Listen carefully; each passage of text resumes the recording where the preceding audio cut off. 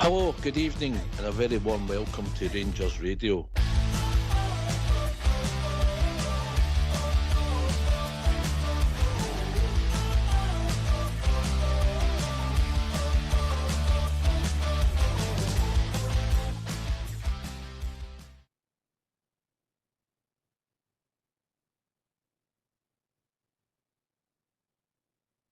Evening, welcome to Rangers Radio in this summer special. Hope everybody's well and looking after themselves with the heat. It's arrived in the UK. Join myself, Fox, here on the show this evening is the one and only AK.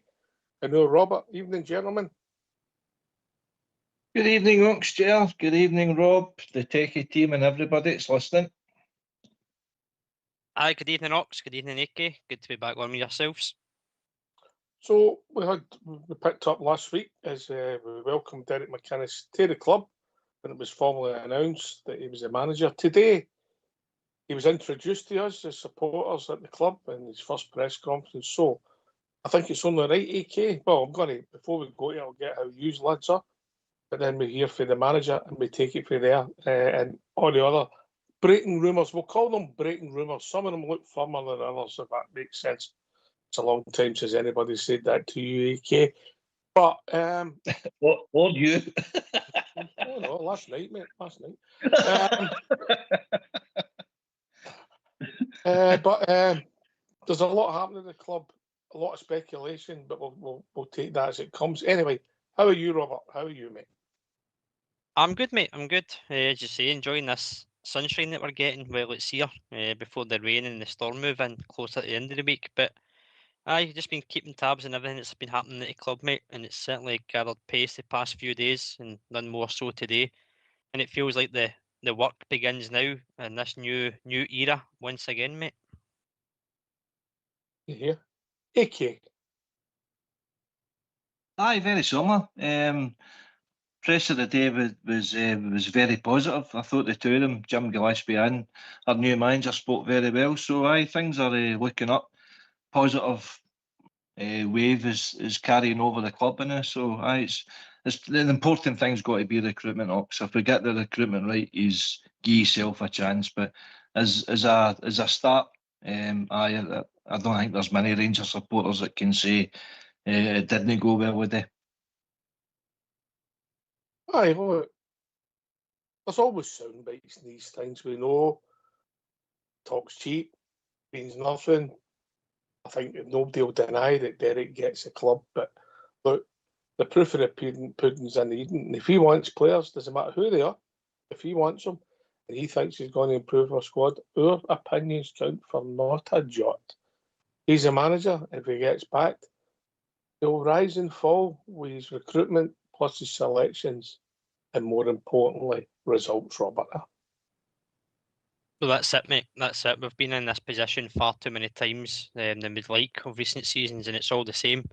We say we expect this and we demand this. We know as a supporter that it is quite a daunting task for a manager to come in. The expectations and demands at the club and the support set upon them is greater than any other club in the world. So the talking is all been done. We've heard it before from many managers, but as AK says, recruitment and as you've pointed out, results and performance will dictate how this one pans out. But I just hope now that we've got the right one in and we've got some stability within the club, because we've been on this merry-go-round far too many times, and that's where the frustration lies as well, mate. So hopefully now it is onwards and upwards, as a lot of your support say, and it is an upward trajectory to success.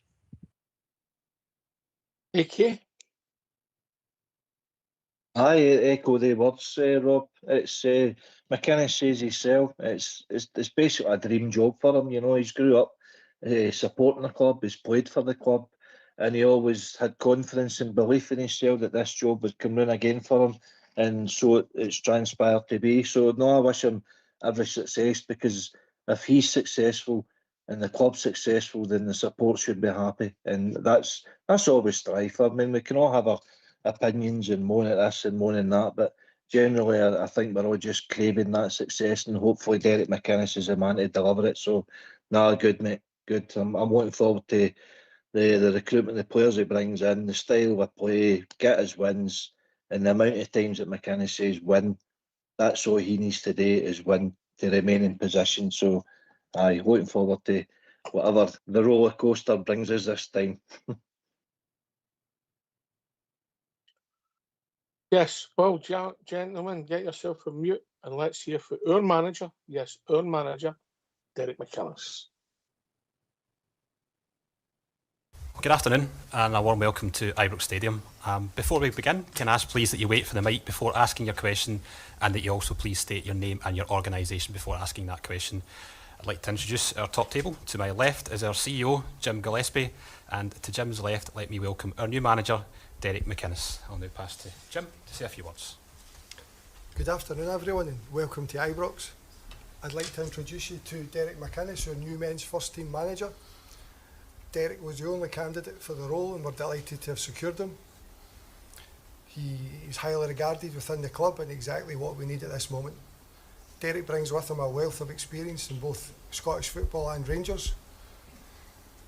He understands what it takes to succeed at Rangers, having been a player here, and he's built over a successful manager over many years. Everyone associated with Rangers understands the standards of this football club. The board and the senior team are all aligned and focused on exactly what future success looks like, and we're delighted and driven to give the fans a club that they can be proud of. I'll open up the floor now for any questions to Derek and I. Adam Binney, Sky Sports. Derek, first of all, congratulations. Can you tell us what it means to you to be sat here finally as Rangers manager? Yeah, obviously very special moment, you know, I think for myself, my family, and there's a lot of people I can think of on a day like this, but obviously having known the club for a long time, supported the club, you know, I'm well aware of the responsibility that being a manager brings. So excited to get going. I feel as though it's the right time for me and I feel I'm ready for it. I feel as if I belong here and I'm ready to get going with it and looking forward to just getting started. As Jim said, you know, we just want to try and deliver a team that meets the demand here. You know, I feel as though the Rangers fans, with one title in 15 years or whatever, they've suffered for a long time and it's up to us to try now and play a key role in driving the standards and get a winning Rangers team on the pitch more often than not. I've got an idea of what my Rangers team needs to look like and hopefully it's something similar to what the Rangers fans want as well. You come into this role off the back of a memorable season at Hearts. How difficult or how easy a decision was it to make the move and come here? No, it's not easy. You know, I love my time at Hearts. Hearts is a brilliant club. My time at Hearts was short, but it was brilliant. I would love to have managed Hearts longer, to be honest. I thought I should have been there a lot longer before I was appointed. And we had a special season. There's no two ways about it. It was tough how it all played out, but proud of the work that we all done. My staff, the players together, we did some great things there. And we, as I said, this time last year, getting appointed at Hearts, they were a bottom 6 team. To us to get 80 points, break club records left, right and centre, we just fell short to win a title, which, you know, hurt on the day. But, you know, as I say, becoming Rangers manager was something that I always wanted to do. The call was a surprise when it came about because obviously the manager was in place here. I was on my holiday and obviously all things kind of kicked off and it was a busy 5 or 6 days in between, but I had a lot to consider. But becoming Rangers manager is something I've always wanted and I feel so comfortable with the decision was made and being here feels right. Success is measured differently everywhere, but really Rangers managers are only really judged on the number of trophies they win. It's been quite a while since a Rangers manager or head coach were able to deliver silverware consistently. How confident are you that you're going to be able to do that, and what is your message for the Rangers supporters? Yeah, it's just similar to what I said there about trying to get a team on the pitch that they can get behind. You know, they need something to believe in, they need something real. As I say, a lot of managers have sat in this position first day and said they're going to do this and going to do that. It's easy to say things, but it's a lot harder to get it done. But there's work to be done here, but we're going to do it well. The intention is to make sure that the work's already getting done for next season in terms of recruiting players. You know, and I'm confident with the work that with the guys, with Jim, with Dan, with Stig, that we're all going to work hard to bring the best players here because it does take more than just being a good player to play for Rangers and deal with what's expected. There has to be a lot more under the bonnet and to deal with that expectation. And I feel that part of my job and the staff's job that we bring is to try and make the most of the current squad, but also add players that can help us be successful. I'm no kidded. I know if we don't win trophies, there'll be somebody else sitting here not before too long. But I come here with the confidence that I know with the resource we've got, with the infrastructure in place and the support I've got for the people above us, that this should be a winning Rangers team. And this should be a club that should be winning. And Rangers give me the best chance to win. And that's important. I know what I can bring Rangers, but equally I know what Rangers can give me. Final one, Adam. Why, Derek, why do you think he was the right fit for Rangers, and can you explain why he sat here as manager and not as head coach? Well, the first thing is I think it's self-explanatory, the quality that he brings. And I think to come to a club like Rangers, you must have that quality. But he brings standards and he brings leaderships and he brings intangibles that's important to carry the weight of not just the Rangers manager, but to be part of Rangers on an executive level, you have to understand and have that character. So that's the reason why we think Derek was the only candidate for the role. Derek understands the model that we have, the football model, where Dan Purdy's our technical director and looks after recruitment, scouting and analysis. And you see yesterday's announcement, we're delighted to appoint Stig as our performance director, who will oversee medical, sports science in the academy. But Dan and Stig will also work on the strategic direction of the football team. Derek will work within that model. And there's no real difference between what Derek and Danny's role was. Ultimately, we gave a nod to the history of this football club. And it was important to Derek and important to us that we've done that. And that's why he's the Rangers manager. Jim, can you talk us through the process of Danny's departure? Because I think 5 weeks prior to him leaving, he was given the full backing by Andrew Kavanagh. Did it come as a shock to you that he then ended up leaving this summer? Well, we gave Danny our backing in May, as you say. When things evolve over time, the decision for Danny to move on was your decision, Rangers Football Club's decision. Danny was contracted to Rangers and had no buyout, so ultimately we could have told Salzburg he wasn't for sale. But we decided that we wanted to bring Derek in, and that was a motivation to let Danny go and bring Derek in, because he was a man that we had already highlighted as a man to bring success to Rangers. Derek, it's well documented you previously had the opportunity to come to Rangers, decided it wasn't the right time. What's changed about you and what's changed about the club in that time that you feel that this is now the right time? Well, nothing's really changed about me. I feel as though I was ready for it back then, but it's just a different set of circumstances, and there was a lot going on at that time. I was leaving a really secure club in Aberdeen, and an enjoyable period at Aberdeen, but at that time I wanted to be the Rangers manager as well, but it was a different ownership, different set of circumstances, a different feeling, to be honest, as soon as we kind of got into talks and negotiations. I think today is about becoming the Rangers manager rather than looking back. I'm just delighted I've been given the opportunity to be asked again, and with that I'm just eager to get going. Derek, a lot of Rangers fans want to see a team on the front foot, a team that entertains. What can you promise these fans about a Derek McInnes side? I think every supporter will probably want what you've just said there, Peter, to be honest. And it's easy to say it, but you've got to try and implement that. I'm sitting here a year on, a lot of things that I wanted for my Hearts team last year is similar to what I want here. I want us to try and impose ourselves on opposition. I don't want teams to come here and feel comfortable and play their way into the game and try and all of a sudden that fear factor isn't there playing against Rangers. We've got to make teams really struggle when they play against us. We've got to make them suffer, and we've got to try and play in a manner which allows us to do that. We've got good players currently, and we're going to bring good players. So the quality that Jim talks about, you have to have quality to be a Rangers player, but it takes a lot more than that, and there's been an identity and an intensity that is required to win games domestically. And for me, we want to do well right across the board in Europe and all the rest of it, but we need to start being more relevant again, winning trophies domestically, and that for me is key. Is it important, you know the demands as a player here at Ibrox when you played here, is the demand on yourself knowing full well that Rangers have got to win the title this season? Is that the pressure you'll put on yourself? Because that's what many fans will expect. The intention is to win the title as quickly as possible.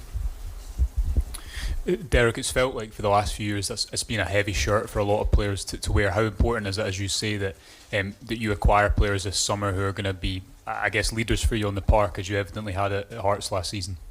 Yeah, I want the players to feel that when you sign for Rangers, it's incumbent of them all that part of the reason when they sign here is to be successful. It's incumbent of them. They've got to feel that responsibility. You know, a lot of players will sign for a club for lots of reasons, location, financial reasons, all the rest of it. But there's got to be a part that when we all sign up here is to win trophies and be successful, because if you're no here long, and it's not a good place to be when you're not winning. So for me, I want to enjoy being a Rangers manager, and I can only do that by winning. And the players can only really enjoy being here by winning games. You know, the heat and all the noise comes on really quickly if you're not winning. And we've had a period now for the last week while where we haven't won enough, and we haven't done enough to do that. So it's your job to try and change that. And it's no words that are going to do it, it's actions, it's day to day, it's standards, it's driving the pace of it all. But working with good players is going to be the key part of it, and players who really want to enjoy being here and being successful. There's obviously going to be another summer of pretty significant change in terms of ins and outs. How important is it that you get those players in quickly, I guess, so you can start the season as quickly as you want to? Yeah, so I think when the window closes, we've got to be as strong as we want to be.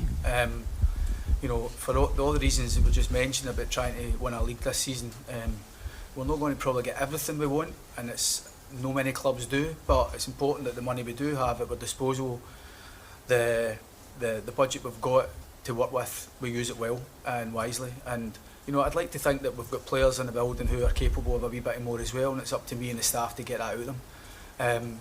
So with all that in mind, there might be changes, players leaving, players coming in, but every player coming in will give us something. We're working hard currently to try and make sure we bring a level of player then that can deal with the expectation, but also give us that extra bit of quality that clearly we need. Last season was disappointing for the club, and something similar ain't going to get the job done, so there's work to be done.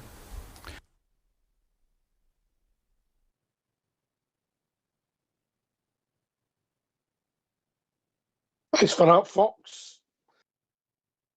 The proof of the pudding's in eating, but he does conduct himself well. He knows what's in front of him. AK. Definitely, Ox. Under no illusion.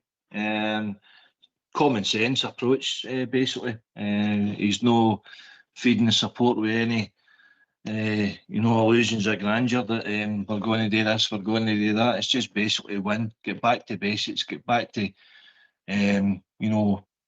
just producing results, consistent results, and hopefully that formulates to give his trophies at the end of the year. He wants to enjoy his time at Ibrox, I got that. But the only way you'll enjoy your time there is if you're winning, as a player or a manager. And he's now the manager. He's enjoyed the times as a player, and just basically he's living a dream, and you can feel it in his voice. He's, the tone of his voice. He's made a lot of people very proud of him the day that he's in position as Rangers manager, and I think that strikes a lot of chords, and our Hearts playing the emotional card. No, good luck to him. Aye, good luck to him. Yeah, people have their own thoughts. I've had thoughts about other managers, but I want them to succeed, and I want Derek McInnes to succeed, Robert. Aye, of course, mate. Of course. Listen, I'll be honest. I'm surprised that he is the manager, because I thought he would have probably stayed at Hearts, being honest. I thought he would have looked at it as that was an opportunity for him to go on and make a bit of a kind of extended career than he's already had. I know he's been in the game for a good part of nearly 20 years. But I thought he would have maybe stayed at Hearts maybe another season at least. So I'll be honest, I'm surprised that he's here. But of course, I'm going to back him because he's the Rangers manager.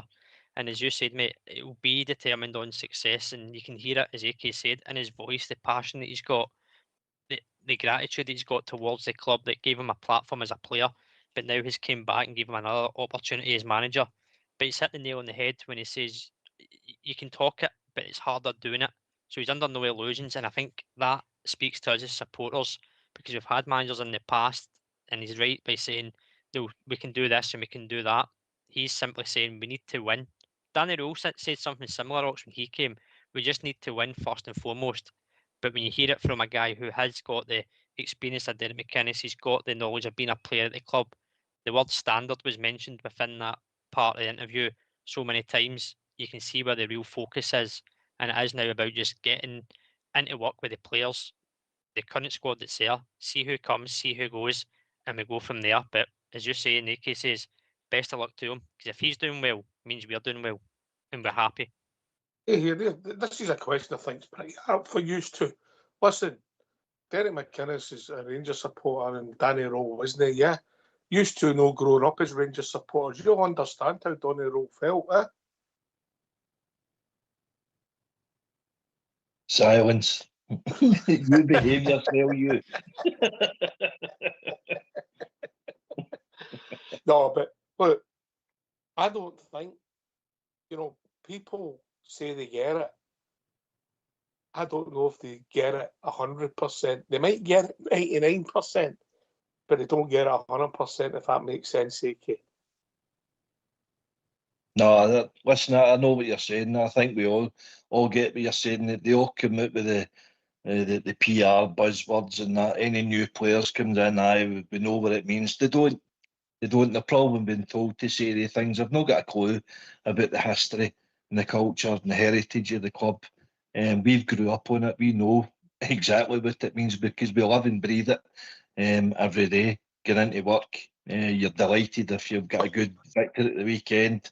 And the last 10, 15 years it's been in the main horrible for Maestas. So if Derek McInnes can give his red, white and blue ribbons on trophies, he's doing his job and he's sending us home happy.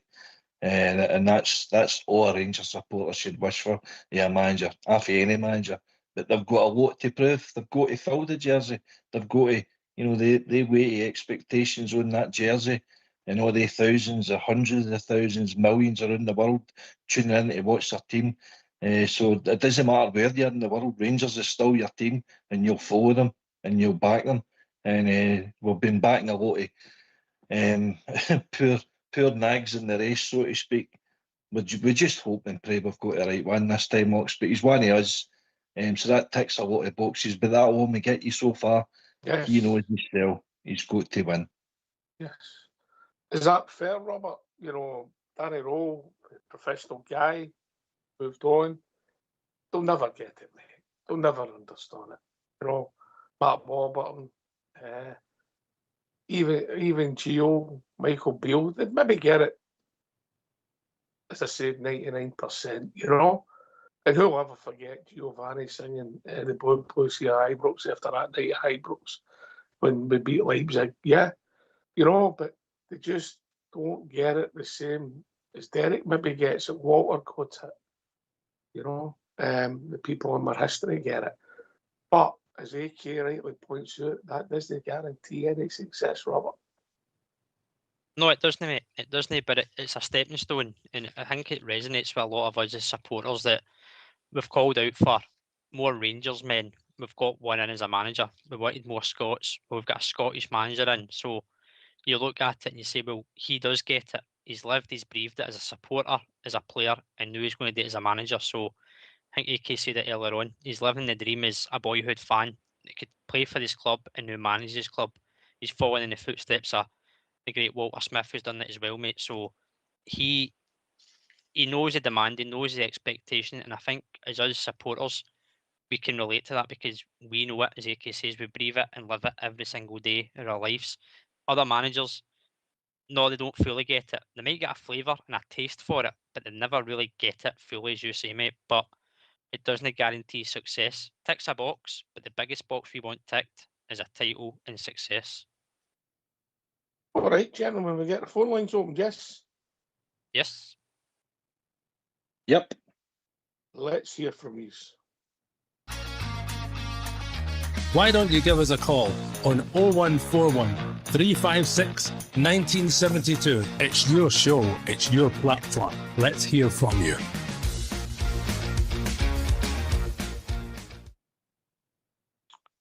Well, thanks for that, Mr. Fox. Look, we'll hear the second part for Derek.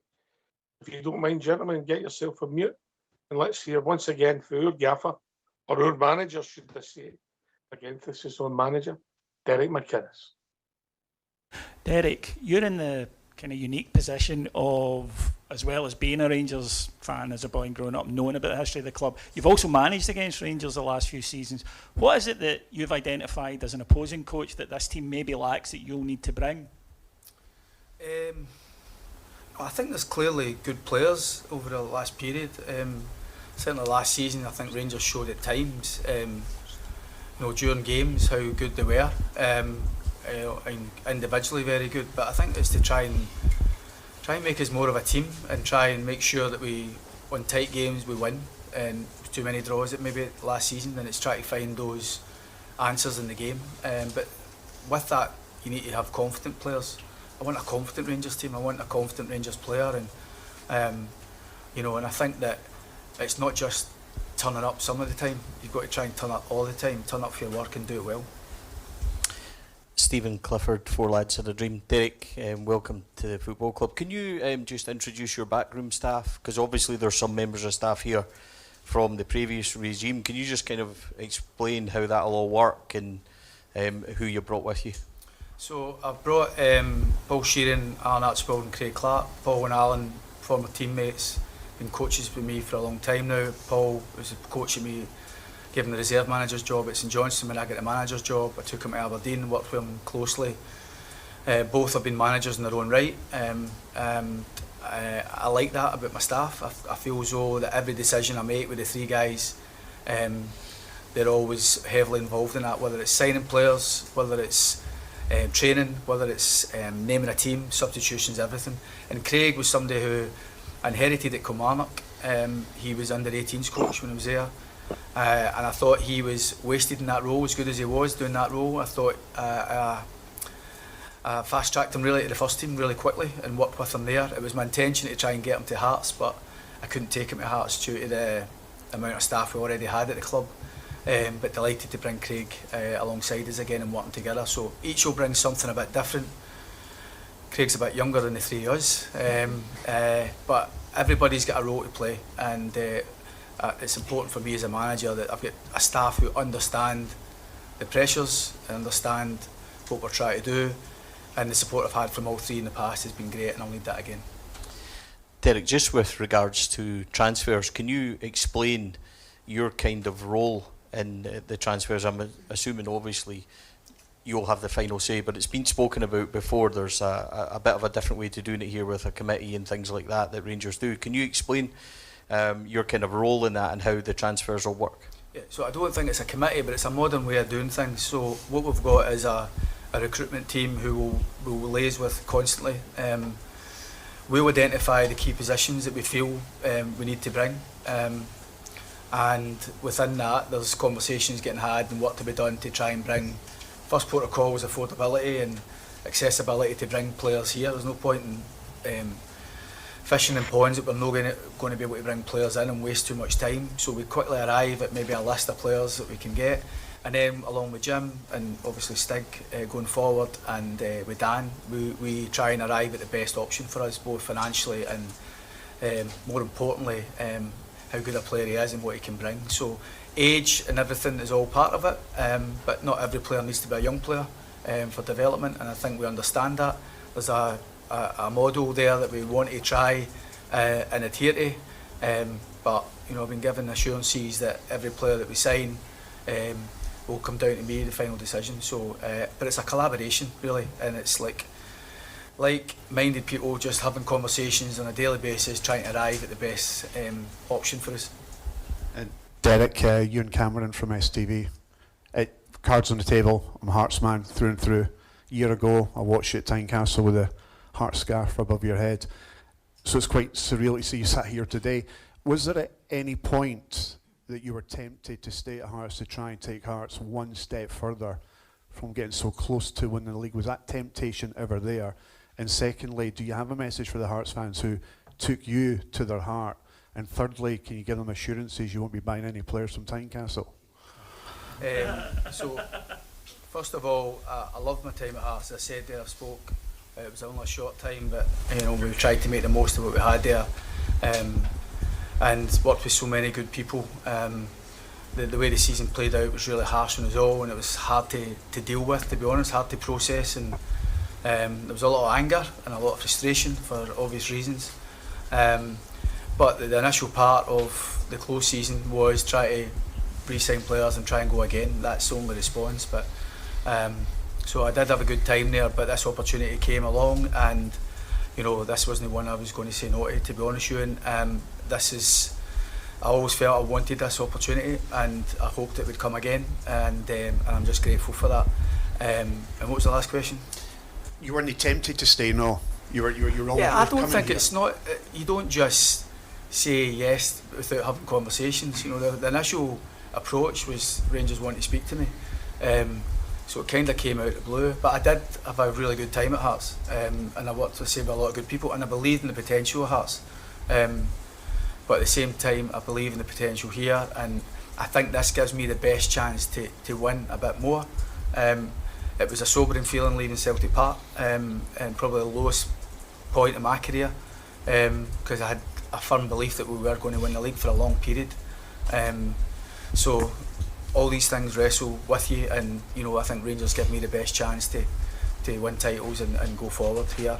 And obviously our job is to try and bring the best players now, and as it stands we're not looking to go and get anybody for Hearts. You're not buying in from Hearts?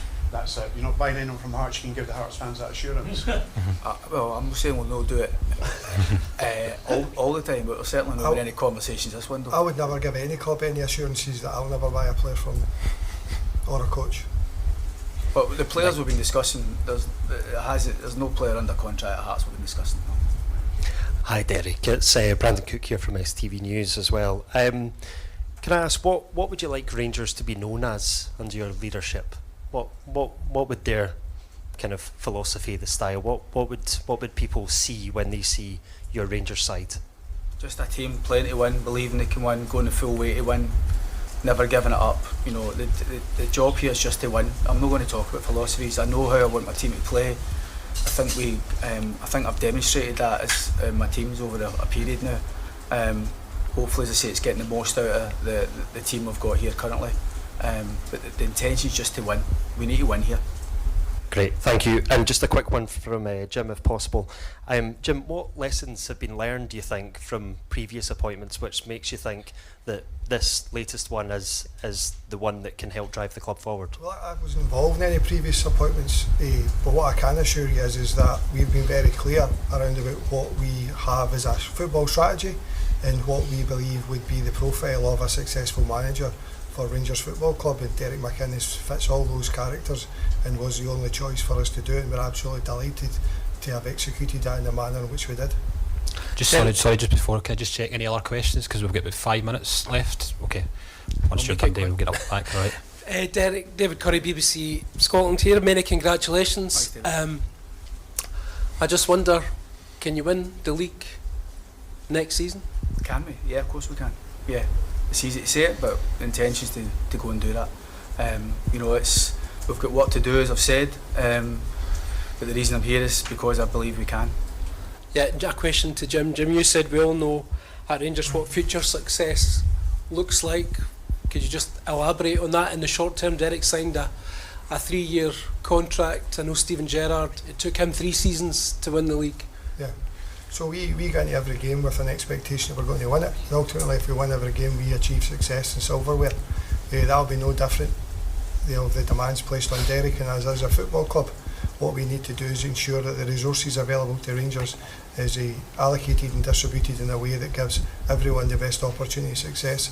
The support we have from the owners and above, not just the support with resources, also the experience and intelligence that they give us, allows us to actually be confident that we can really push on and give the club, as I say, it's really important to give the fans a club that they're proud of, and Rangers' DNA is to be successful in winning trophies.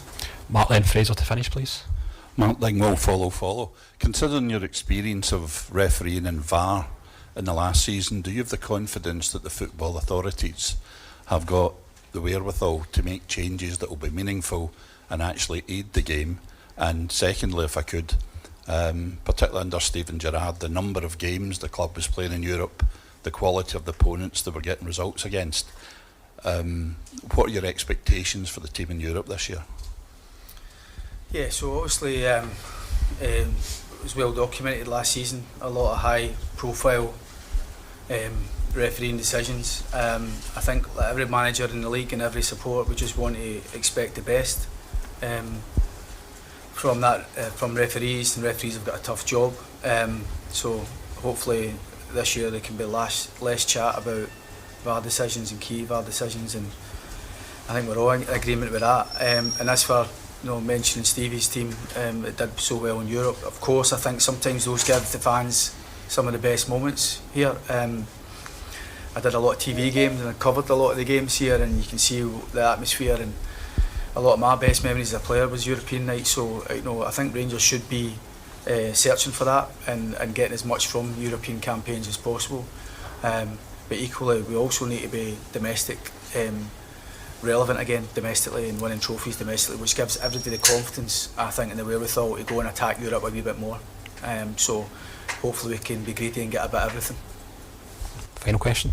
Jim, just a simple one.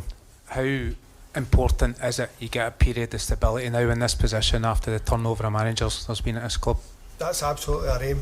Any successful organisation has stability embedded in it, and we aim to get stability embedded in Rangers Football Club, not just in Derek's appointment, but in all of the systems, both on the football side and non-football side. It's really important that we have an ability to be stable, to have that ambition to drive growth, to actually have the momentum to achieve the success that we aim for.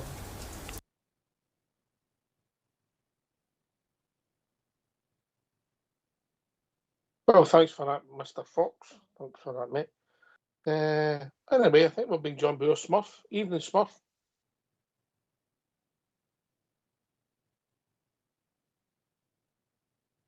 Oh, AK. It's some interesting stuff there. I think you and Cameron, a wee bit tongue in cheek, yeah. Made it entertaining. That'll be a lot of people's talking point, but fish and chip paper. AK. Aye. He's just trying to put his wee Hearts Jambo head on there and crying into the mic, why did you leave us? And but I think he gets it. Listen, he's a Hearts supporter, so if he was in that position, the Hearts is his club, and he knows what kind of mean. He's basically a supporter, but McInnes is the same, even though his skill set is being professional as a player and a manager. He's still a supporter, so he gets it for that point of view. But no, that was him trying to put his wee bit of spin on the press conference. But I think Gillespie in particular dealt with it pretty well when they said that we can go to any club and get their players and their manager if we want them. I thought that was brilliant with Gillespie. Yeah, well, it'll be interesting to see how he does in his role, because I think he's got to be successful as well. Because it is a team effort, no pun intended, Robert. No, you're right, mate. It is a team effort, and I think they've named the kind of strategy and the model and who the key players are within that strategy. You've got obviously Dan Purdy, Derek McInnes, Stig, Jim Gillespie and Andrew Kavanagh, so they all seem to be aligned. I seen the Rangers TV interview McInnes done after that press conference, and he said that a lot of the conversations that he had with them is music to his ears. So it sounds like the owners and Jim Gillespie are essentially speaking what McInnes wants to hear, and probably what we as supporters want to hear as well, although it's behind closed doors. But it's a whole team effort, and if, as I said, it all goes back to being successful. If the manager's doing well and bringing in good players, the players pick up performances, we get results, it all feeds back to that starting point of the owners making the right decision to bring in Derek McInnes, and that's where everything will be judged on, mate. But as a team effort, and that's what we'll hopefully see in due course. Yes or no question for these two before I try and bring Smurf back in again. Do you feel this is the right fit? Yes or no? AK. Early days, but aye.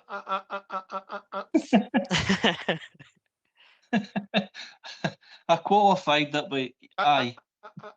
Robert, yes or no? Yes. Right. I know your education was different for the rest of us, AK. Yes or no? Yes. And what about you? Yes. But that doesn't mean we'll no criticise it. Doesn't mean we can't change our mind, yeah? Of course. Yeah, all right, I get it, mate, I get it. Well, only time will tell. We wish him all the best. And just to finish on the Danny Rowe one, if he didn't want to be with us, I feel the same way. Any individuals at football clubs now, I think, just any club, I just think, if somebody doesn't want to be, they want to move, just go. It does them no good whatsoever. And I think Danny Rowe, for his own particular reasons, I think it's worked out well. The best is I'm with you, Robert. It sort of came quicker. We picked up bits and pieces, but know that was going to happen, mate. Yeah. Aye. I know people said about that kind of dreaded vote of confidence that you got back in May, but when a team comes in for you, the owners and Danny Rowe certainly didn't expect that to happen. So that's football. That's what's going to happen to players and coaches. Somebody comes in for you. If you fancy it, you go. And obviously, wish Danny all the best. I would have kept him for another season, but as you say, mate, if he wanted to go and get a different challenge, be closer to his family, or everything else outside it, then all the best to him. Yeah. Smith, you with us? I'm indeed, gents. Good evening. Evening, mate. What's on your mind?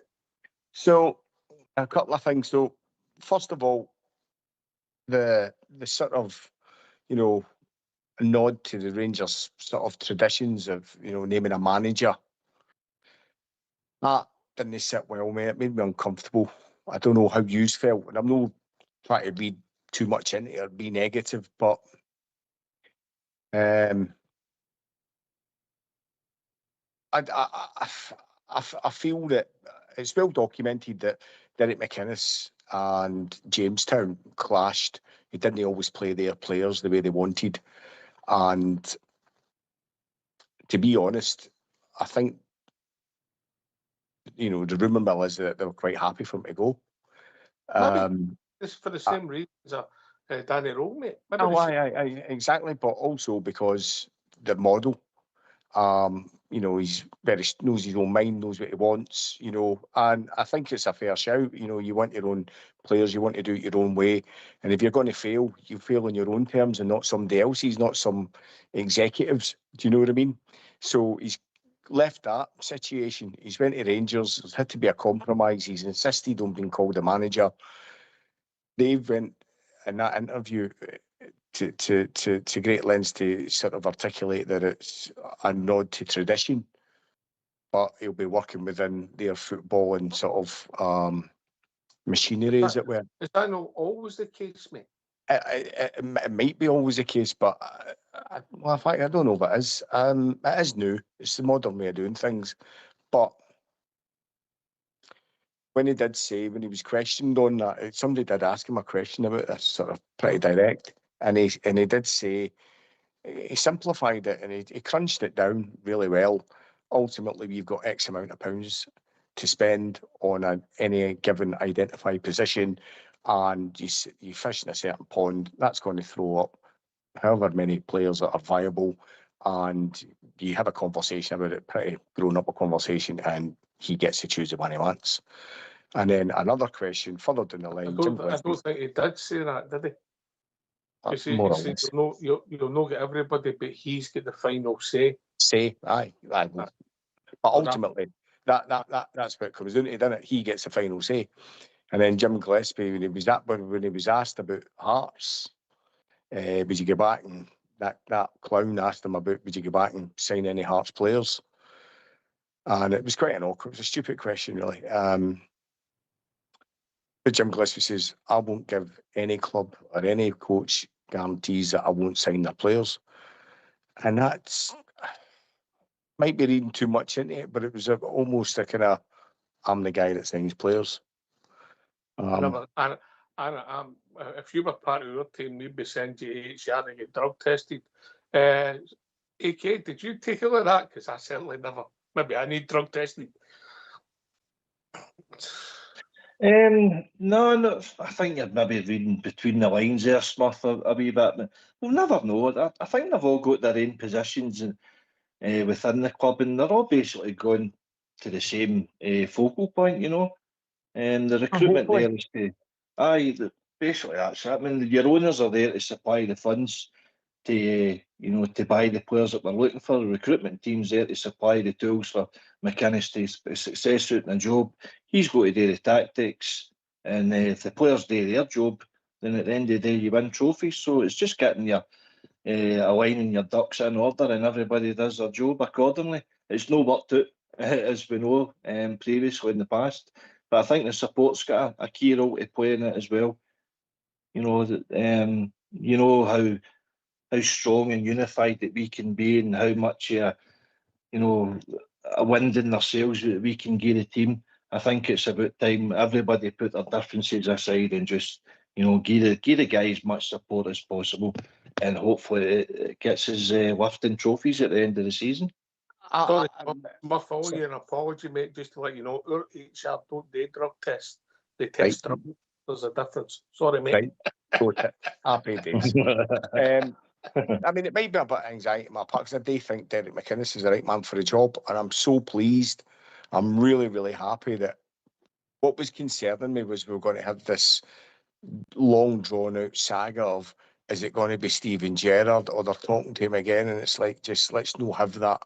Let's get that, put that circus to bed. And they moved really quick, and I'm grateful for that. And I do think Derek McInnes is the right man. I just hope that they give him his head a little bit, and you know, he sort of gets to do things his way. Here's how I see the coaching manager bit. Yeah, the continental bit, or the coach and players turn up, and you take what you're getting, you deal with them. Yeah, you maybe say we need a right back, a left back, and A, B, and C come in the door, and you meet them and you deal with them, and then you shuffle the pack accordingly because you're the coach. The manager is that wee bit more involved. Yeah, but no, he's not coming. No, he doesn't fit what we need. We need to look elsewhere. You might end up with the same players a lot of the time, but there'll be certain ones where the manager will have to say that he said no. And I think that was the point that I picked up for that. Robert? I don't think there's for me, Smith, I don't think there's a massive difference in terms of the title whoever gets in the dugout has got. I know behind the scenes there's different kind of maybe roles and responsibilities as Ox is touching on, but I like it when it's a manager, simply because it boils down to them. They're the guys that have to train these players and get them ready for a game. They're the ones whose heads are on chopping boards at times when it's not going well. It's not the executive decisions that are getting scrutinised a lot. It's always going to be the guy in the dugout. So I like it that it's a manager. And I think, again, I can see where you're coming from, but for me, it's more experience that he's got. Danny Rule and Russell Martin were given the titles as head coaches, and I think that's maybe due to their lack of experience as such as first team managers. Whereas McInnes has been in the game a long time. He knows the league, he knows the clubs, he knows the standards, all of those boxes ticked. And being a manager, it just gives him that kind of authority figure within the club. It demands the respect from the players, and he'll give the respect to those players as well. So for me, there's not much difference in if he's manager or head coach in terms of what that title is, as long as he does his job and gets his being successful. Got to disagree with you, Robert. I think it's a massive difference, and it was a point that Ox made there, was that I just feel that Derek McInnes has played for Rangers. Nobody on that board's played for Rangers, and there's more to it than just being a good football player. He was talking about, we were talking about earlier about getting it, and you could have grown up a Rangers fan and come to the club, later in your career, for just like Lawrence Shanklin has, and you would say Lawrence Shanklin 100% will get it, but he won't, because he's not played for him before. He's no experienced it. He's no played an Old Firm game. Once he's had the benefit of that experience, he'll fully get it. We're all filling in blanks. We all think we know what we would do and how we would react and how we would feel, but you don't know because you've not done it. Derek McInnes has been there and done it. He's won titles with Rangers, and the sort of, it's a nod to the past kind of thing.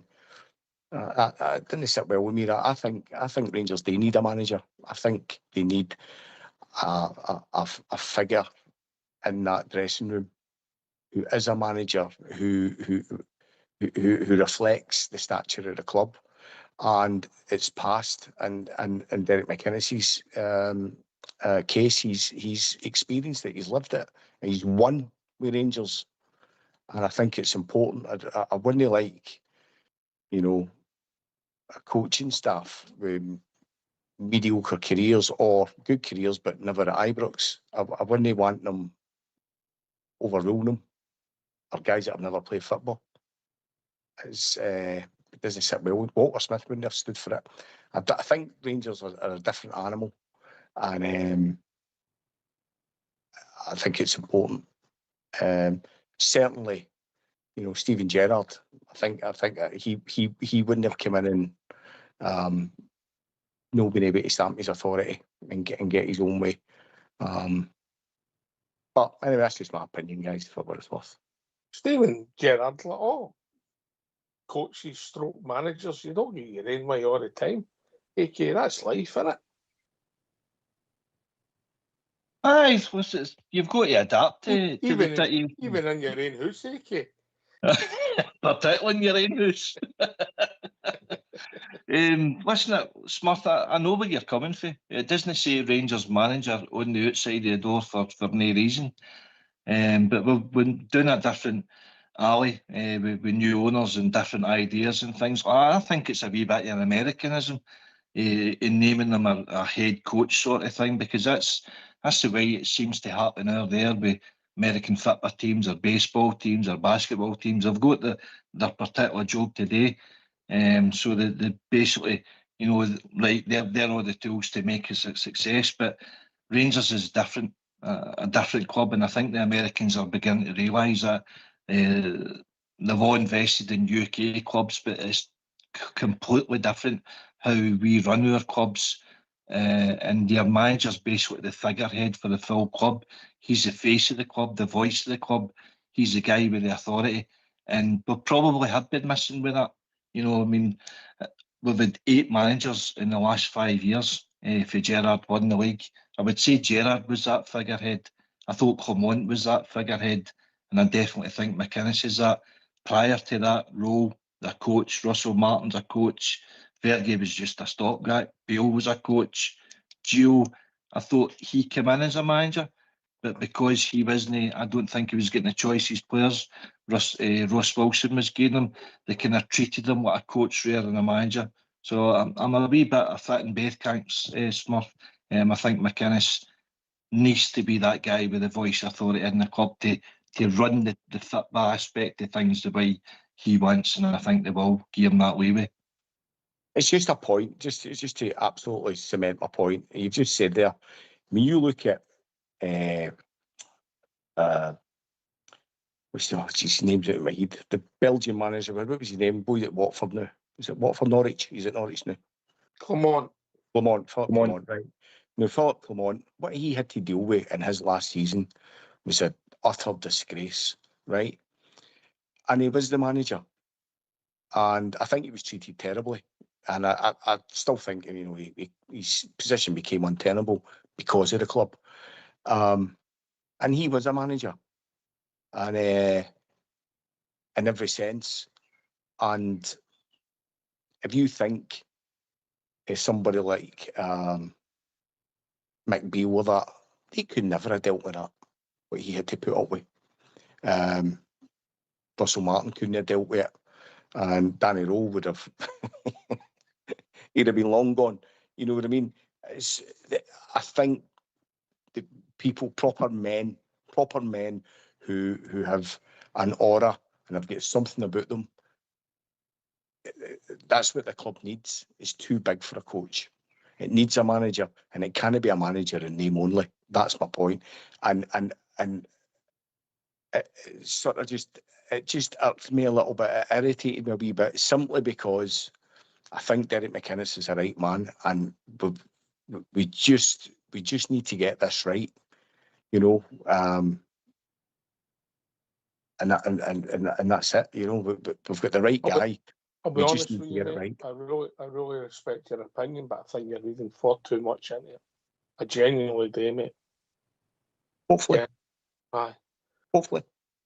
You know, look, Derek McInnes will get the players that he wants within reason. He said it himself. We're not going to be getting up against Real Madrid for their star signing.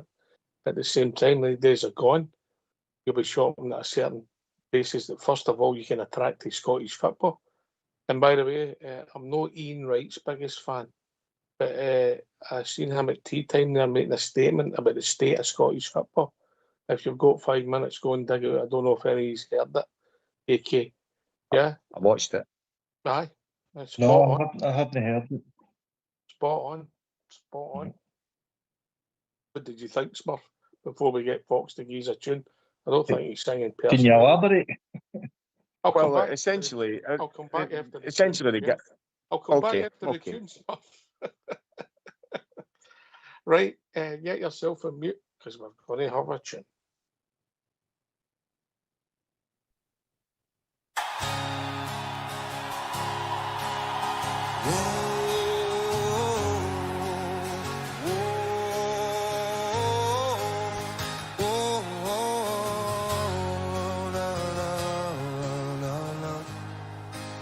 It started down in Flesher's Hall. They didn't even have a bar. Those four lads, they gave us all the Rangers we all love. Ibrox home to you and me. Our blue heaven, you will agree. 50,000 flocked to see the Rangers we all love. The Saturday comes and the Bears will stroll along, shout and cheer and sing our songs. We don't care win, lose or draw. We're the greatest of them all. In this game they call football, it's Rangers we all love. Come on! Rangers fans the whole world o'er, all the loyal to the core, and support forevermore the Rangers we all love.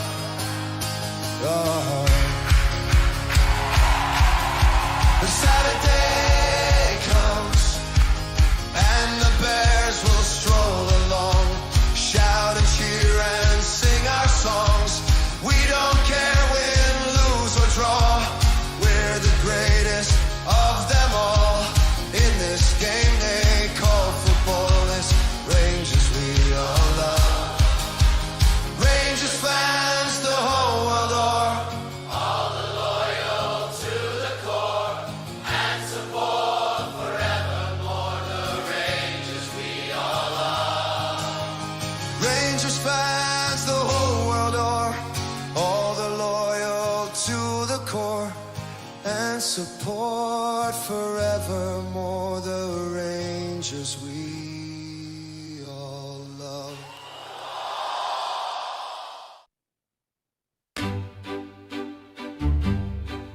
While you are sitting listening on your own, why not take part and give us a phone?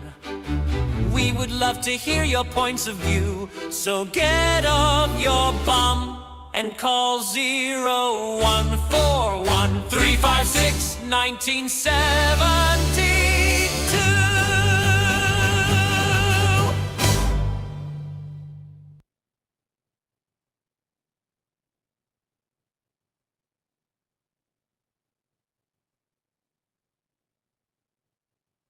Right, thanks for that, Fox. What a number. What a number.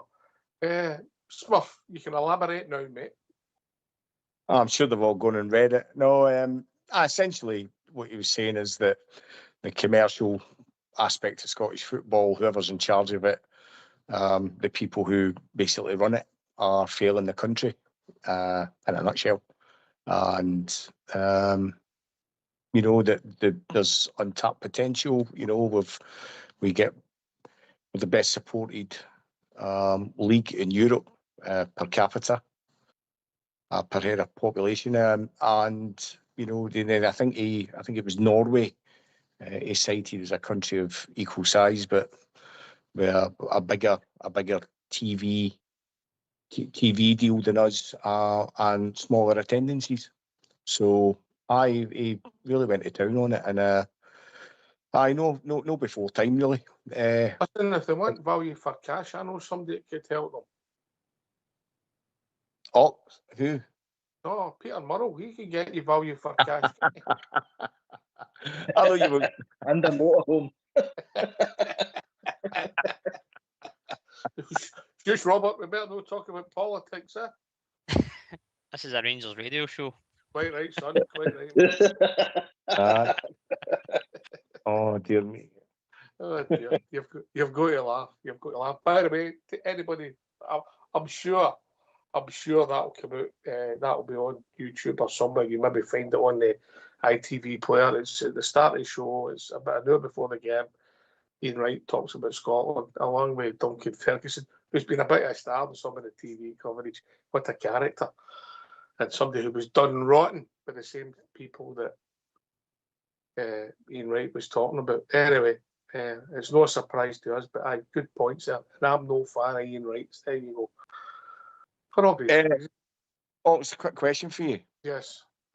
Murrow get done for embezzling. We're joking, mate. We're not going down that road. No. Fine. Forget it. Aye, right. Unless you want to sell us a cheap motorhome. Right, anyway. Salt and pepper shakers. Or some pens or some shakers. Right. Look, Derek McInnes is in the door. Smurf, a yes or a no answer. Do you think he's a good fit? Yes or no? Yes. Right, smashing. Hopefully we're all proved to be right. We don't want to be proved wrong, and we wish him all the best. AK, obviously, I know you've been busy today ordering your new strip. I believe you've moved into a new size. Is that a large, medium, mate? I'd probably a wee bit bigger than that. Listen, I think there's mixed responses for it. Seeing it, like, obviously it broke Mike Ashley doing his usual, didn't he? He puts it in his stores before Rangers have released it. So on the front it looked great, but when I seen the back of it, I went, oh no, that looks nasty and horrible. But when I've seen it with a number and a badge on it, or the name and the number on it, it looks a bit more passable for me. I seen that panels trending in some of them, the strips at the World Cup, mate. Aye. You should know about that. It's that panel. You spend on the panel. Aye, because I'm always on it, you mean? No, I know for a wee while, but no, listen, seemingly it's a UEFA rule that you can't have the vertical stripes running through the name and the number, and that's the reason why they've left it kind of blank. It takes the look off. I think the shirt looks smashing for the front. It's a reminiscent of the strip back, 83, 84 season. And the collar and all that, it looks really nice. I'd need to see it up close, but I think if I'm going to be purchasing it, which I probably will, Ox, as you know me, I'll probably maybe need to get a name and a number on the back. Maybe like Ox 00 or something. 007, mate. Robert, I know you've moved into a different size, 18 to 24 month, mate. Do you like it? I have, you get a jigsaw with that, I know. Couple of crayons and a bit of paper. I meant for the Waynes, mate, no for you. Oh, you're surprised I'll try and fit in if it's cheaper.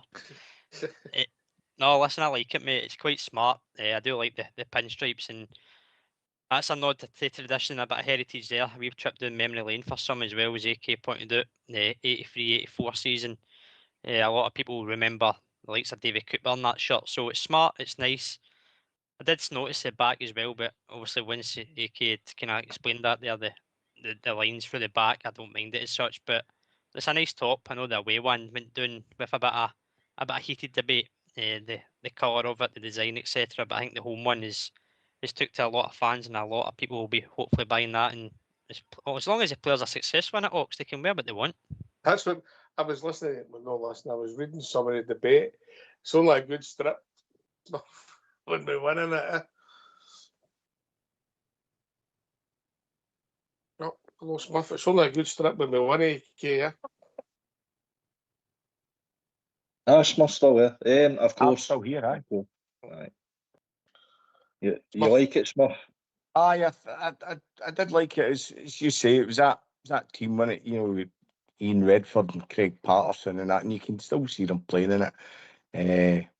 Well, don't say that, mate. It wasn't the most successful. No, I know it wasn't, and they had that. I think they had that strip for about 3 years, didn't they? They did that back in the day, didn't they? It was they launched a strip, and it was the same strip for a couple of years, wasn't it?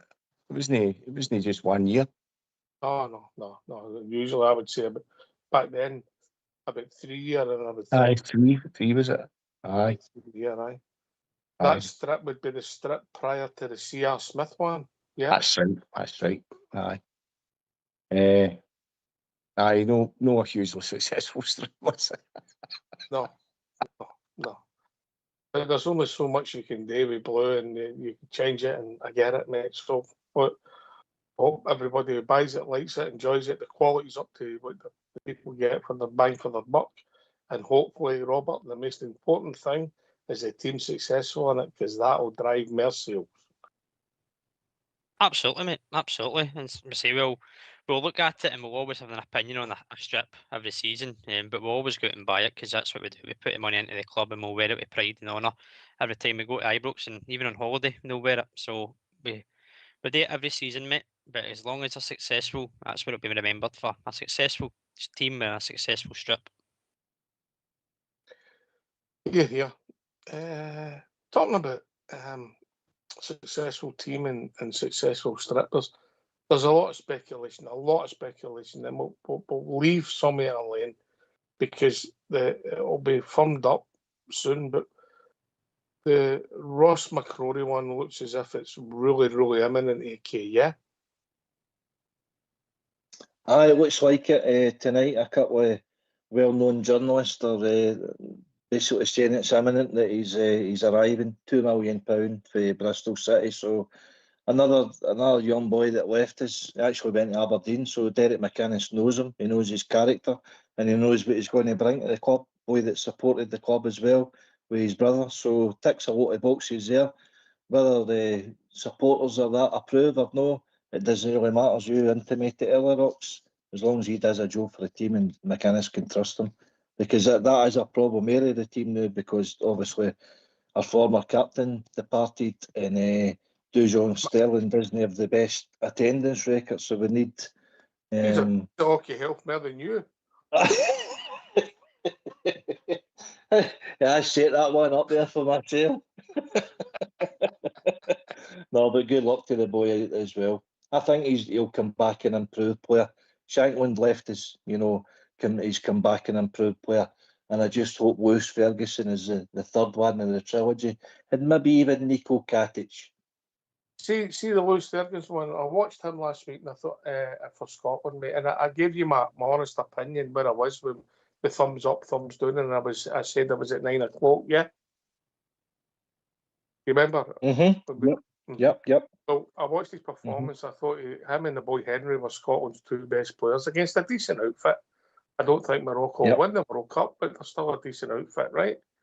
Yeah, and I thought he was midfield. He was the best out of all the players with so-called bigger names. So my thumb moved from 9 o'clock to 10 o'clock. There you go. Oh well, that's a wee bit of praise. No, he's good. He's good. Yeah. I like him. Well, Ross McCrory, he's went away. He's made a career for himself first and foremost. Yeah, having that rejection when you get put away, because obviously he's got a lot. He's one of us as well. He's went away. He went to Aberdeen, moved down south, got himself in the reckoning for the Scotland squad. Never quite made it, which I don't understand, but that's another story. Robert, and then he's coming back. Now he's that team competed at the top of the championship. Bristol City are a big club. Yeah, I know they're not one of the top clubs in England, but a big club. And Ross McCrory was the captain of them. He's done okay from what I've read and some of the Bristol City things. And like all signings, the proof of the pudding will be in the eating. But I wish him and his family all the best in his second career at Rangers. Robert? I think it's as AK said, mate, will come back now a better player than he did when he left us. He's obviously matured. He's 28 years of age now. He's got that experience playing under McInnes at Aberdeen, firstly, and as you say, going down south to English Championship, which isn't an easy league either, Ox. And I know there's, as you say, there's certain teams who are classes that kind of the bigger tail end of the table. Bristol City's probably around that middle ground, sitting just outside the playoffs usually. But he's learned experience and he's going to come back for me a better player.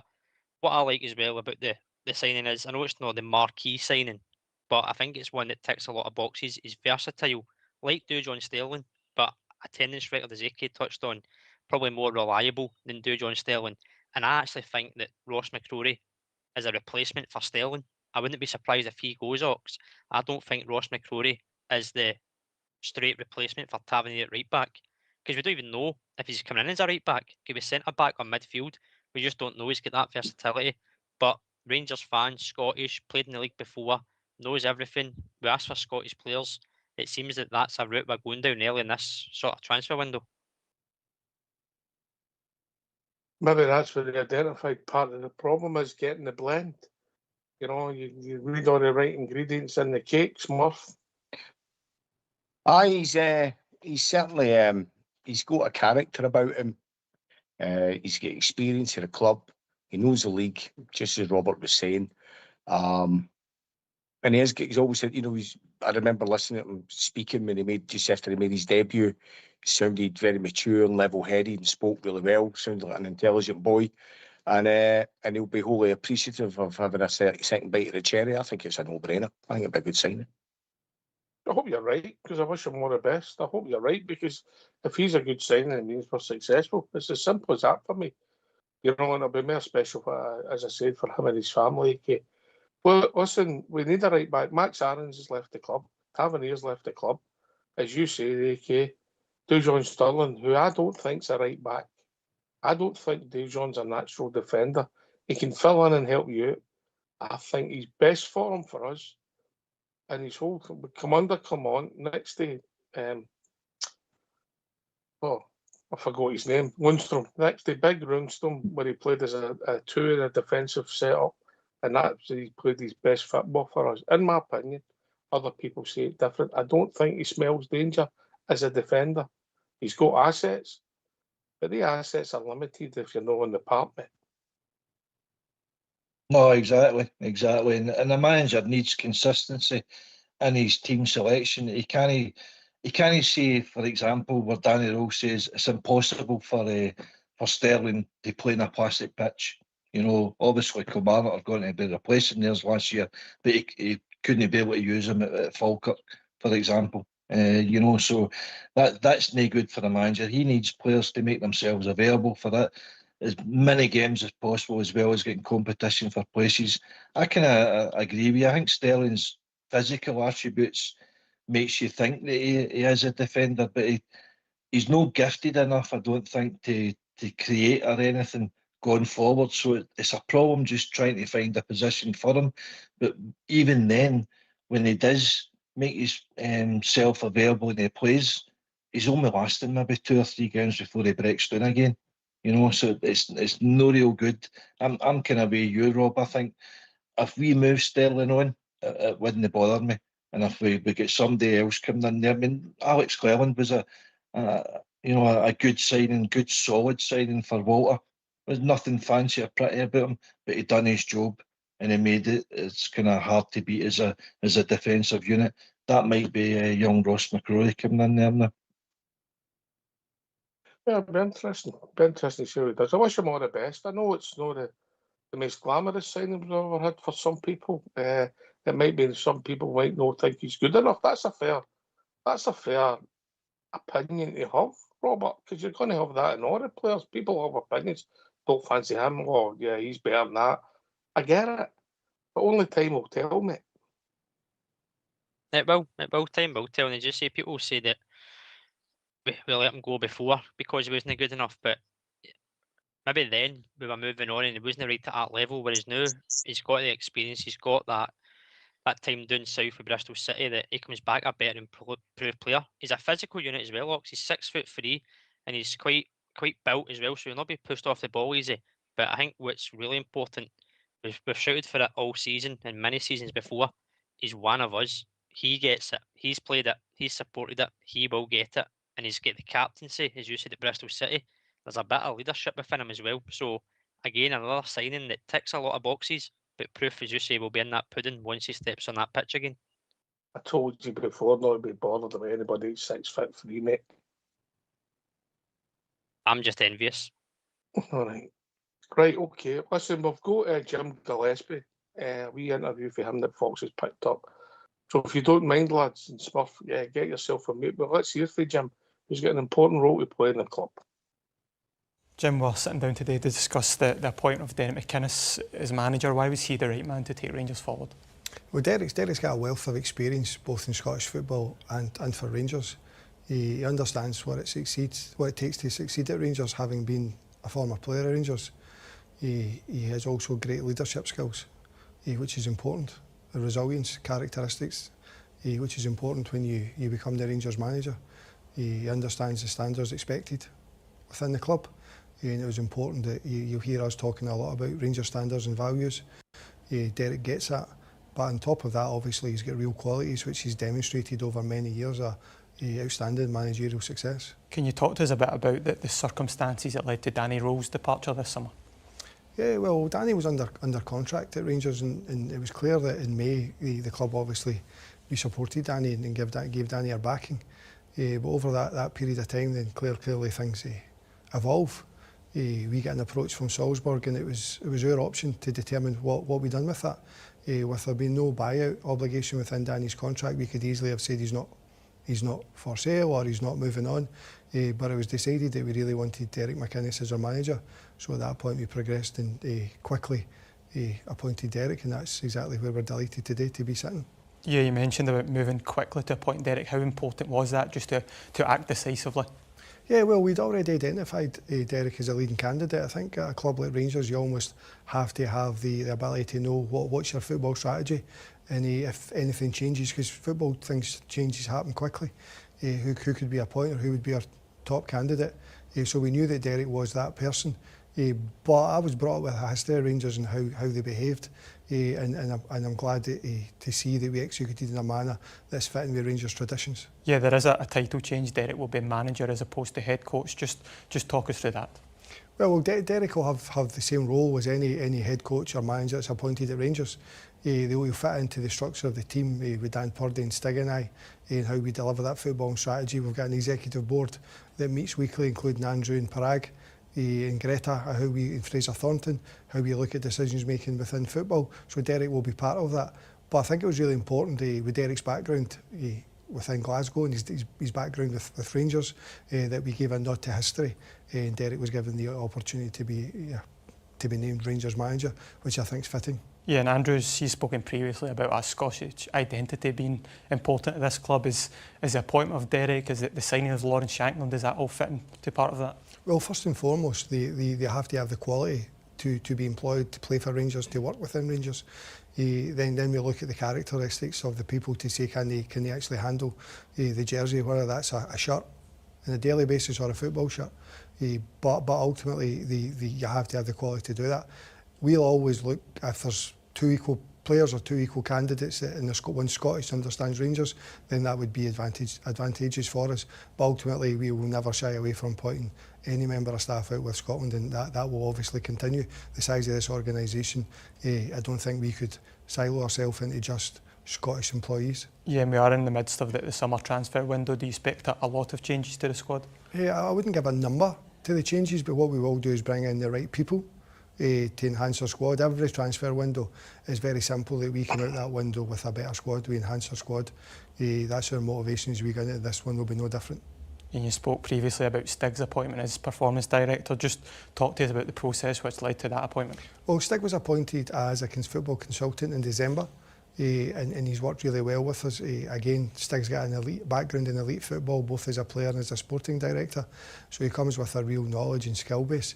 What we've done over the last 6 months is got to know Stig, and he's got to know us as a football club, and we're both aligned with those values and characteristics and standards that we'd expect. So Stig's now the performance director. His role will be to work alongside daily with Dan Purdy, our technical director, Dan will focus on recruitment, scouting and player analysis, and Stig will have a focus on sports science, medical and the academy. They'll both work towards the game model, which we call the football strategy, which should give us the opportunity to build long-term sustainable success. Yeah, and on a personal level, you've been Chief Executive since January. How has this first period been for you at the club? It's an absolute privilege to become Chief Executive of Rangers Football Club. The staff have been absolutely wonderful to get to know and to meet. It's been a delight to be around. But what we need to do is just get every part of the organisation aligned to make sure that we're fit for success. There was a review started before my appointment, and that review's been ongoing. We're looking to get to the point where we can really get to the organisation in a position where we're lean and fit and agile to go and bring success back to the club. Yeah, and what gives you confidence, just lastly, that the club is heading in the right direction? Yeah, I think it's an exciting time for anyone to be involved in Rangers. I think we've got great backing, support from the owners and the board. We've got great staff. We're all becoming aligned. We're really understanding what it takes to become a success, and we're really focused on that.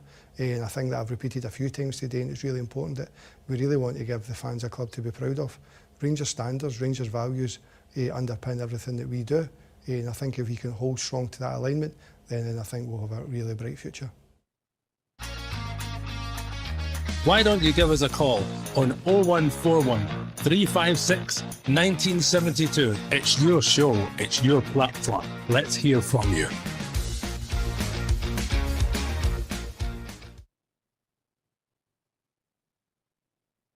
Well, I quite enjoyed that, and I'll tell you why. If you think back to this time last year and who was in charge of our club and where we were, I think Jim gets us. He knows what he's trying to do, and I think he feels, and hopefully it feels a better fit. Robert? I found it quite refreshing, Oxter, to be honest with you. I fully believe everything he's saying is meaningful and truthful. I don't think it's any sort of buzzwords to appease the fans. I think it's a genuine response to the way he feels and the way he thinks the club can go. I think it sounds like there's a clear vision, and it seems to be that with Derek coming in, you've also got, as you said, Stig appointed yesterday as performance director.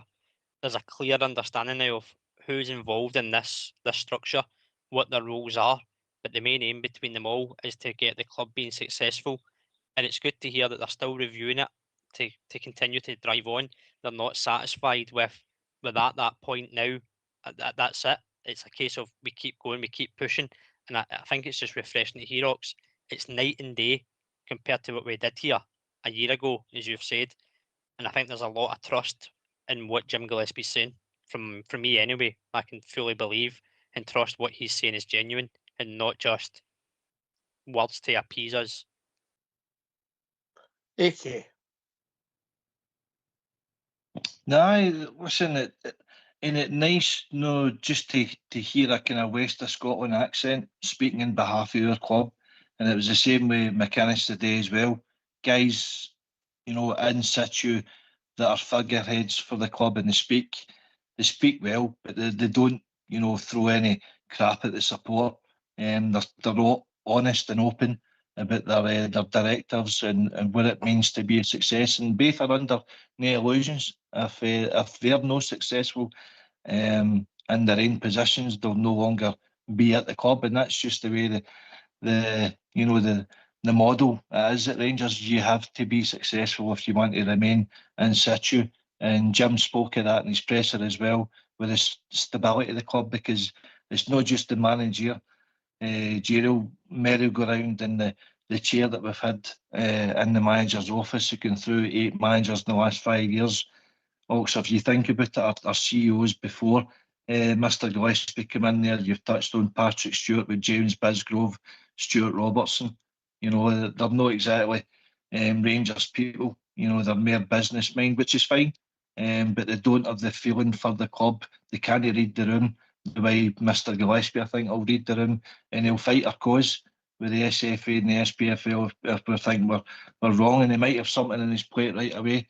With the news broke the other night about Derek McInnes getting hit with a potential ban because of something that he said with Hearts. But I think Gillespie will go in there and fight our cause. But it's not just the CEO and the merry-go-round the chair, as well as, we've got Kavanagh and Matt Paragmarat there as chairman, with Douglas Park before him, John Bennett, John Gilligan, Dave King, so we need stability in all the positions to offer, the success we what we're looking for. But that's just an indication the turbulent times of what we've been through, Oxford. We're changing important positions within the club so regularly.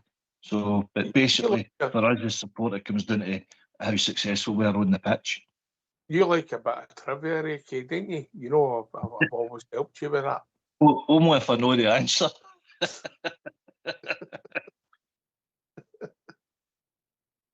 If I say the manager, could you name the prime ministers who were in situ, or would I do it the other way about? Smurf, you want to take this for me? Oh, dear me. Smurf, Mr. Gillespie, my gut feeling, we know a lot of substance behind it, says good fit. Oh, I mean, you just heard what he said there.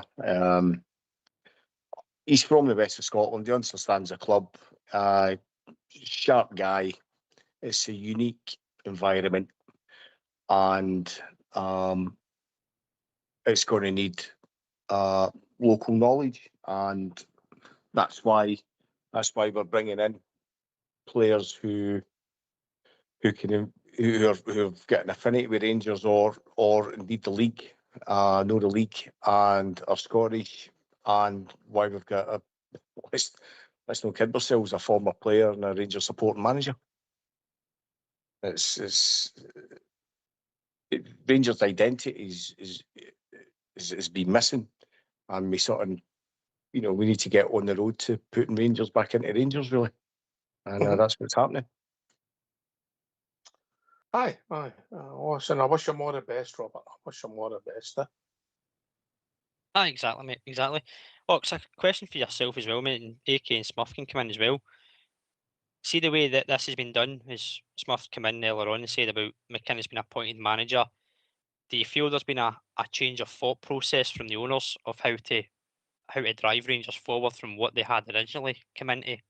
Obviously, with the head coach, he's now a manager. Do you feel there's been a bit of a change in their thought process going forward with us? I think they were stung initially. The mistake they made initially was they trusted the executives they had in position. And I think they learned a lot from that. And they nearly got it right with Danny Rowe, because let's be honest, with 5 games to go, we were all hoping we were going to win the league. So they got wrong, ultimately wrong, but not at the same level. And I think they learned from it. And I think titles and all that become irrelevant. Coach, manager, it doesn't matter, mate. When the game's played at, I was going to say 3 o'clock on a Saturday, okay, but that's a thing in the past. But when the game's played at some time of the weekend and you win, nobody's interested in the title. Or he's a coach or a manager, because we win. These things become issues. The same as I remember talking to Billy a few months ago about, you can stand at the side. If you win every league game, you can stand at the side of the pitch naked and everybody wouldn't bat an eyelid. But then things become an issue when you're not performing, you're not getting results, and that the things become cracks in your armour and become bigger. So I think sometimes we're reading too much in it, because it's all about winning. AK. In essence, you're 100% right, and we've not done enough of that. But we all know that, and they're trying to right a few wrongs. I think the Americans have been a bit astute with righting some wrongs, because they've come in there and they think they could just basically, blow Scottish football away with every decision they believed to be right, but it wasn't the case, and I think they were shocked about how quickly it turned, and our support let them know that they weren't happy. So because of that, Andrew Kavanagh, I think, had the idea of just running things with the odd Zoom call meeting and coming from America, where he was basically hands-on that last 6 months of the season. He would speak to people within the club. they were all hurting, and they were telling them, listen, you need to, get the right people in there that means for the club. And I think he's listened to them. You look at the institutions in European football, we'll say the Man United, Liverpool, Bayern Munich, Barcelona, they still have former players or former managers in certain positions within their club because they like that stability within the club. We eradicated all of that, and now I think we're trying to, bring it back, so to speak. But they've got to be it's all very well being support of the club and grow up in the club box, but you've got to be qualified to do the role within the club as well, and that's when the proof's in the pudding. So it doesn't matter what we say and do now. We're just trying to put our opinion on it, and the bottom line is, if McInnes is winning, the team's winning, we're picking up silverware, then that means that the wheels are turning the right way within the club. Smurf. It's fairly obvious what you're saying, that if you're being successful, nobody's going to question anything. And that's the same with any business. It doesn't matter systemically what's happening in the background. But if you're being unsuccessful and you've got a chief exec, a performance director, and a whatever else, the other guy is title, and then you've got a coach, and the coach is unsuccessful, and you replace that coach with another coach, and then he's unsuccessful. Fans looking at it think, understand manager. I think that's Robert's point. You say to a punter on the street, he's the manager, and they sort of get it. The systems behind the scenes are largely irrelevant. But when it's something they don't really recognise or are unfamiliar with, and the coach is unsuccessful, then they start to think, is it a deeper, is there a fissure there? Is it a systemic problem where the manager comes and goes because he was either successful or he wasn't? So, yeah, you're right in the sense that nobody's going to question anything as long as you're winning, but if you're not, then, and you're not just with one individual, but multiple individuals, then it's going to be, is it a systemic problem? Yeah, you're right in what you're saying. Of course, if you're winning, it doesn't matter. But when you're not winning, people will question it. People will question the structure. Is it right for the Scottish football landscape? Is it right for the traditions of your club? Does it fit with the club? I mean, ultimately, it's semantics in it, I suppose, what you're saying. I get it, and I think I said it on the show. I can't remember, but I think I did. I was away, and I watched the Bruges game, the friendly game, and I was with a couple of Southampton supporters, and they told me, I might have said on the show, off air or on air, I say a lot of things, I don't remember them all, but they said that Russell Martin, in the last 3 months, we were club, and I sort of laughed. I said, he'll get along with that, and he'll get the new manager bounce and all that. Wow. I remember you saying it. How little did I know, mate? And they were proved 100% right. Yeah. And I wondered what they thought, and Leicester have signed him, and I wonder what they thought that made him a good fit. I just wonder.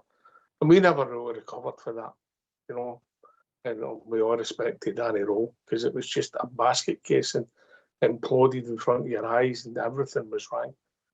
I just wonder who thought it was a good fit. Robert, help me out.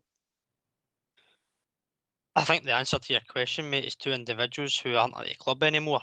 They publicly came out. You remember the quote, the best coach that he's seen in his life. Worked 25/7, all the quotes. That's where the problem was. So I think that in itself's been dealt with by the owners who came out publicly and said that they got it wrong, which you've got to commend them for. And they tried to right the wrong with Danny Rule as appointment. And as you say, we got close. We almost got it right.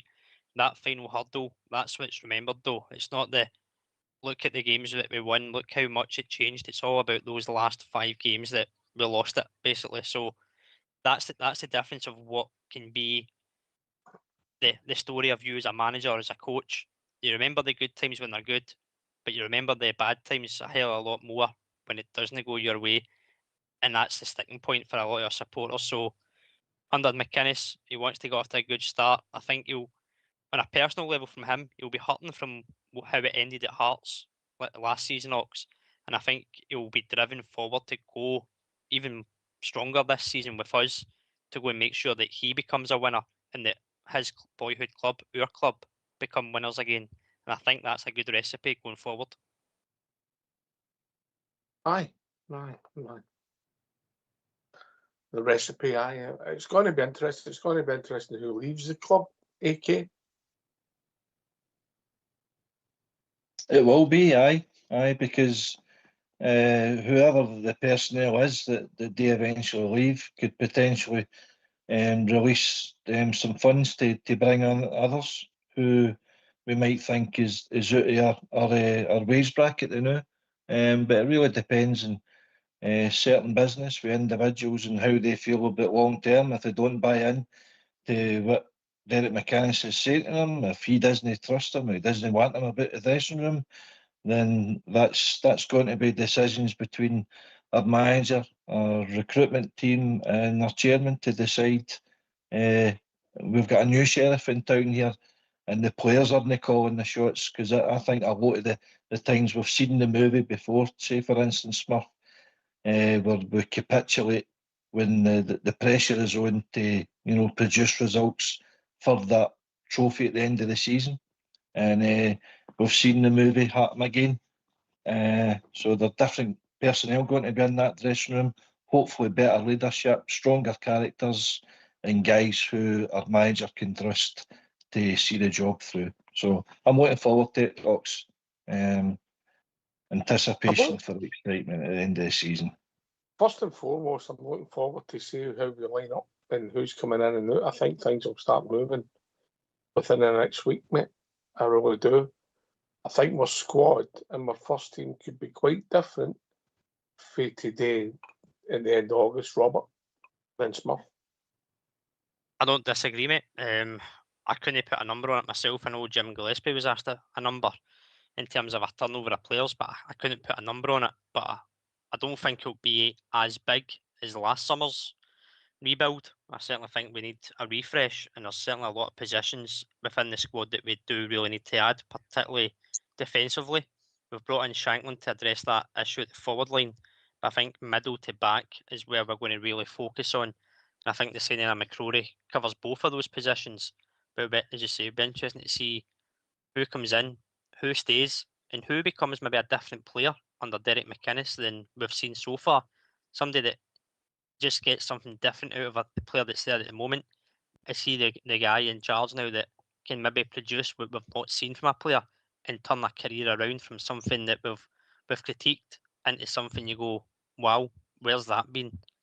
There could be players in there, Rocks, that they're still trying to find it, and McInnes could find it. If it doesn't, then you'd expect the ones like that to go, because that'll be 3 managers they've had that can't get a tune out of them. So interesting times ahead, mate. It's never a quiet summer at your club, is it? No. But I'll say it again, mate. Getting the people out the door that we don't want is the hardest thing, Smurf. The hardest thing. Just thinking about, I was just thinking about Danilio there. I think he's got another 2 or 3 years in his contract. 2 years, is it? 2 year. 2 years. What was Never it? moved. 5-year contract he got, mate. It was a 5 year. You're never moving him on. Do you know what I think's a real shame? Is Nico Raskin's sort of tip to believe in the club. And which is great. We cash in on him, we make a profit, and we wish him well. And we can reinvest that. That's fantastic. And but it would have been, I think Nico Raskin would have benefited a player under Derek McInnes for a year or two. Maybe not at this stage of his career, but when he was younger, I think he would have been a better player than he is now, to be honest with you. And I think this is a perfect time to sell Nico. Oh, it is, undoubtedly. Yeah. Undoubtedly. Don't disagree. He's where he sits in his contract year at his strongest thing. This time next year, we're weaker, you've no sign of extension, AK, and then you're going through that circus. And if you miss this one day, he just signs for somebody for nothing, and then you've lost potentially millions of quid. And is his heart in it when he's working his ticket? I don't know. I think personally, I think there's more for Nico Raskin. If he gets consistent, he could be a better player than what we've witnessed with the level of consistency. But I think it's perfect, and I think it's a good fit, and the money's got to be right. And then he moves on, we move on, and we reinvest. That's football, mate. Oh, aye. Aye, undoubtedly. No, I mean, AK. I agree with you. From a business point of view, I think it is the right move. It was the same with Dessers last year. I know we missed his goals badly, but just that age of his career and people willing to put in that bid for him, and we could reinvest it elsewhere in the team. But unfortunately, it comes down to the old adage that we didn't invest it wisely, and that's the proof in the pudding. Whatever manager is coming in, obviously we've got McInnes now, but whatever manager we've had previously, they're only as good as their workforce. And if the workforce isn't, turning in performances and playing under instruction, you've heard Albert say that Tavernier was doing what he wants and Raskin was doing what he wants. Because of that, the team wasn't disciplined, and Derek McInnes will not put up with that. It'll be about what he wants, and if you don't play to instruction, then you'll be out the team. So I think Nico Raskin, I don't think he would be a good fit for McInnes, because I don't think he would put up with his kind of image. We've heard Barry and that speak about him before, that he was difficult to coach, difficult to manage, because he was always asking questions. Sometimes the guys in the dressing room, that disruptive influence, Smurf, can be a bad thing. He's a decent player, Nico. There's no doubt about his ability, but his attitude sometimes a wee bit suspect, and we can't afford to be carrying the sort of guys. So if there's a bad influence on that dressing room, I think that's maybe where previous managers have been let down before. Robert. I think financially, as you say, Ox, it would be the right time to sell. Again, just because of the contract, and we don't want to be going in that whirlwind of a player running down their contract. We've had far too many players do that. And as you say, is his heart really in it? He's already said he's got aspirations to play with Chelsea in the Premier League. So I don't mind players having a dream and ambition, but first and foremost, you've got to do your job here. I think we'll sell him this window, if not probably January. But I think he'll go this summer, and I think the money's there. You take it. You heard McInnes today. Spend it wisely. It's a large chunk of transfer fee you would get for Nico Raskin. You could spread that across 2 or 3 good quality players to improve that squad. First team starters, not just squad players. So it's all about, is it right for the club? Is it right for the player? But ultimately, as long as it improves the club and we can bring in better than what we're letting out, that's the aim of every transfer. No transfer is guaranteed, of course. There's always the risk. But you can't just let a contract window down and, as you say, lose out on all those millions of pounds, where you could, as AK touched on a minute ago, suddenly you're fishing in a different pond, to use McInnes's reference today. There might be a player suddenly that becomes available because of that one transfer. You might catch you in between ponds, mate. I don't think the way Scottish football is, any amount of money coming in for transfers is going to move you to the next pond, mate. Dreams and ambitions are all right. Fox has been trying to get Liz Hurley's number for years, mate. Years. Still not got it. No, but he keeps trying. I think Ox as well, just to make a point there, was that the club's learning as well. I think the young boy Bailey Rice got a year with an option, didn't he? Extension. Protect your so-called assets in case they flourish, mate. I get it. Doesn't mean he's going to be a first-team player. 100%. Yeah. They're not stuck with a boy that's going to end up, kind of Leon King, or the potential doesn't dent weight, doesn't move, that doesn't kick on. And you could argue that it's because they've not had an opportunity or whatever, but it's not happened for them, and they're stuck on whatever contract. And it's criminal what we've done to Leon King, mate. It was criminal, I get that. Yeah, sitting on the bench week in, week out, mate. I think it was criminal. He was a classic. He came out on loan, and his game could have improved. We'll never know, AK. We'll never be able to answer it. No, that's right. But there also comes a time when the player can say, enough's enough. You know, I want to move on to progress my career. I mean, young Finlay Curtis, you know, was desperate for game time. And if he wasn't getting it here, then, you know, put me out. I need games to try and develop. And there you go. He finds himself on a plane to America. Hopefully he comes back a better player and hopefully he gets the game time that we all hope that he gets and that he flourishes in the team. But players kicking their heels on the bench and in the stand does nothing for them, mate, apart from their bank balance. Some of them are just, you know, wired that way. But that's it's down to the character of the boy. And again, Lewis Ferguson ticks a lot of boxes there. And hopefully, I'd love to see him back, Ox. You know, Raskin, Bologna, is it too obvious? We could do a deal there. Please, let it happen. I think you're putting 2 and 2 together, mate, and coming up with 6 at the moment. But you never know. You never know. You never know. Look, first and foremost, if Lewis wants to come, yeah, he seems a grounded individual. So if he wants to come, you know, because of where he might be loving it. It might be his family doesn't want to come. Yeah, you know, so he's got all these things come into play. But look, if the manager wants him, he wants to come.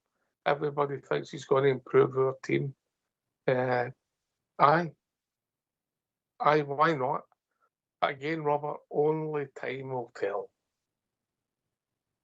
It's a phrase we keep saying, mate, of many seasons. Time will tell. Unfortunately, we don't, as supporters, give a lot of time, a lot of patience these days. We demand it straight away. But I think with Derek McInnes coming on, I feel there's going to be a bit of a, I'll not say a relaxed feeling amongst the support. I feel like they'll bide the time. They'll allow him to take his time with transfers, get players in, and assess the squad fully, and hit the ground running, build that momentum from the first couple of games of the season, and go from there.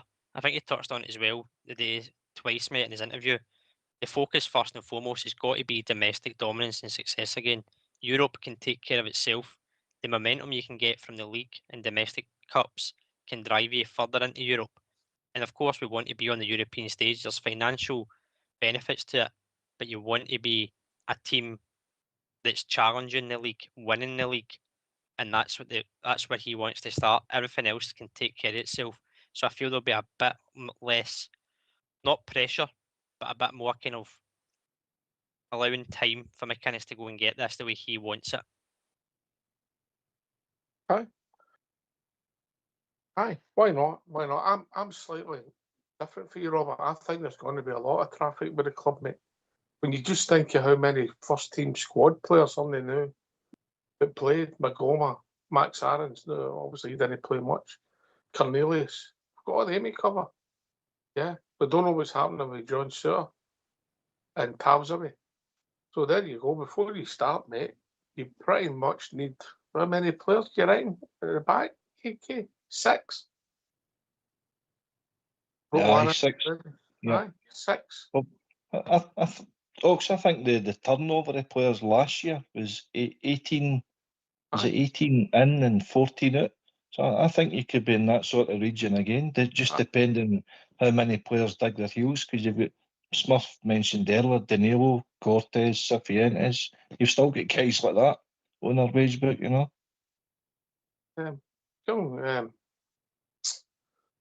The boyfriend, Ros McCausland, he's coming back. Yeah. Yeah. You know, and look, we want him to do well, but I don't think he's going to cut the mustard. But stranger things have happened, Smurf, haven't they? Well, of course. I mean, he might benefit from his time away. The manager is going to come in, and I would imagine he's going to want to assess his full squad before any decisions are made. And, you know, he might elect to keep some people. It's a squad game. Everybody can be a starter.